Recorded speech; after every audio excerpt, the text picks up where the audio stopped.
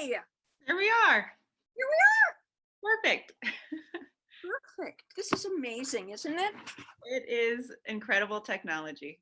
Welcome to Humanities Montana's virtual Montana Conversations program. Today we are featuring Montana's former Poet Laureate, Sheryl Noethe, for our series, Shelter in Poetry. Sheryl, you were Poet Laureate from 2011 to 2013. How are you turning to poetry now? This actually has been a very auspicious time for most poets, I'm sure, because all of this time I'm actually working more and focused more on my poetry than I have been in years. Usually I'm teaching 3-4 days a week, and it's just this time thing. I'm reading a lot of books, and I'm writing a series of poems called In the Time of Plague, and gardening extensively. I can't show my hands because my fingernails are so dirty and broken. My hands are so bent. Do you have a poem that you could share with us? Yes, I would be glad to. This is a short poem, but I just adore it anyway.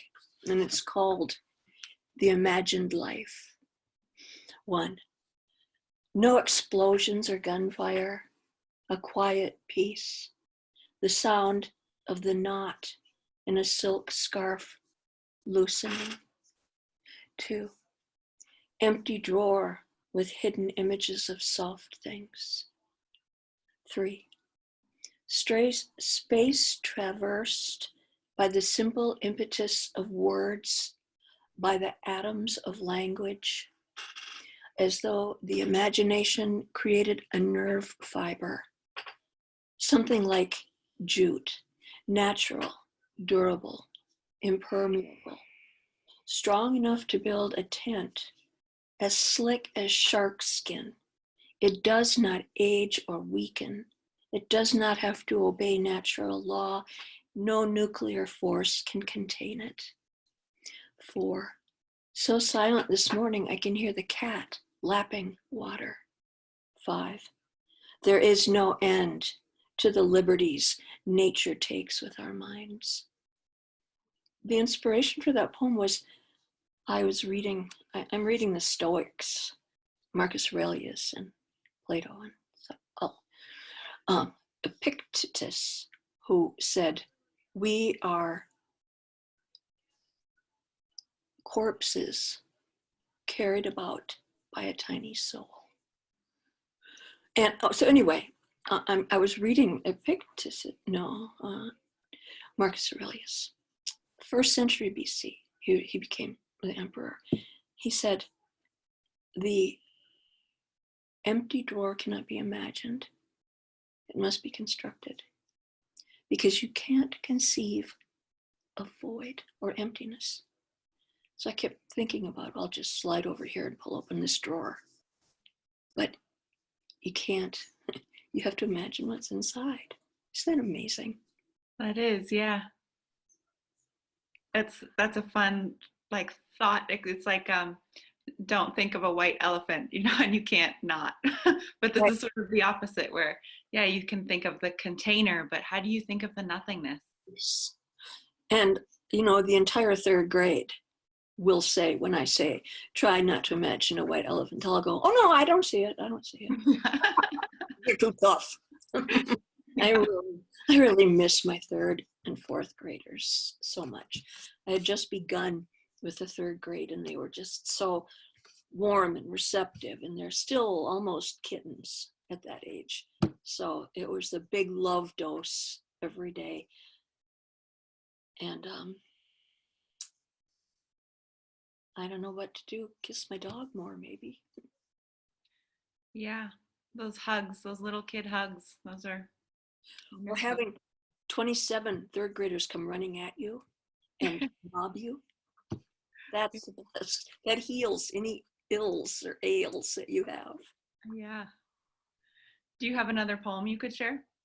I certainly do. I'm so glad you asked. Okay, so this one is called Waiting. Despite the sorrow and the hatred, today I was led to beautiful strangers. Wait most of your life for a person, then separate without hope of loving again. Nevertheless, you will find yourself waiting. The planet yearns to find its one true love: tiger, great ape, elephant, child composed of ashes.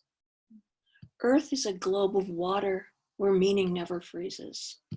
Whatever we use to describe it is only equal to our tools of measure. It does not choose its form until we come looking for it. Unaware of this, we make constant interpretations with no vantage point in reality. It depends what instruments we use relative to our expectations. Replace the word is with seems. It's all a huge coincidence. Subatomic smoke and mirrors. When the rabbit reaches into his hat, when the magician reaches into his hat, the rabbit complies or decides to be a dove, if that's what was expected. That's my quantum influence of our very observance excites the molecules of things, and they just yearn to jump into whatever form we expect. I love how you've incorporated science into your poetry too, and that's one way to understand what's happening right now. And I'm not very good at math. When I was a waitress, I used to be able to add up things in my head so that I could overcharge. But I'm not very good at math. But theoretical physics is thrilling to me. Thank you. Do you have any more poems or any advice to share? Well, I have one I'd like to read. Okay, thank you. My advice is to read and write and dig. That'll get you through anything, and be good to each other. And everyone who goes by my house, I run outside and yell like they were a long lost relative. You know, we've gotten close to neighbors we didn't know we had because we're so glad to see them alive. Yeah. Okay, this one is called Squeaky Toy. Magnets from the center of the planet correspond with our own bodies in perfect pitch.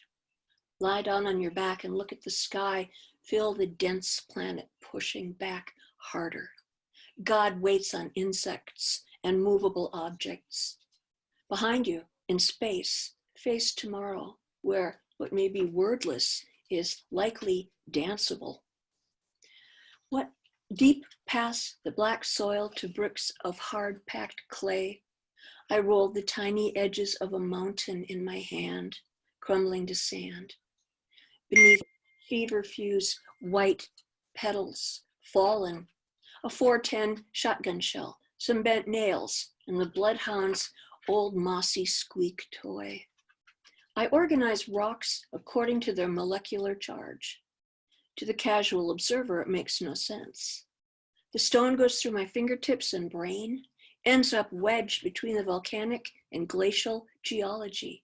In the same way, liquids circle the drain. The face of the green expands and contracts. Now the painting is an underwater lily or a crane.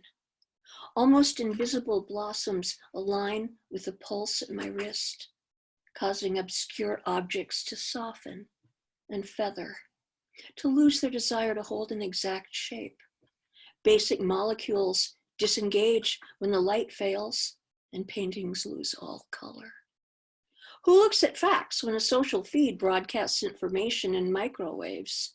Increasing radiation we barely register. With ongoing static and noise and interference with the real, we go shopping while the government circles its prey. Drown it all out for now. Think of the faint cries of seagulls on the beach, the splashing waves of childhood. I love it. Thank you. First time I've read this one. I've been working on it a long time, but the idea that in the dark paintings lose their color makes me get up at night and want to walk around and peer at them. For me, do you have anything else you want to add before we sign off here? Thank you for doing this. I think it's really important. I'm discovering my social media in ways I never knew. And Blessings to everyone. Take care and see ya on the other side of this thing.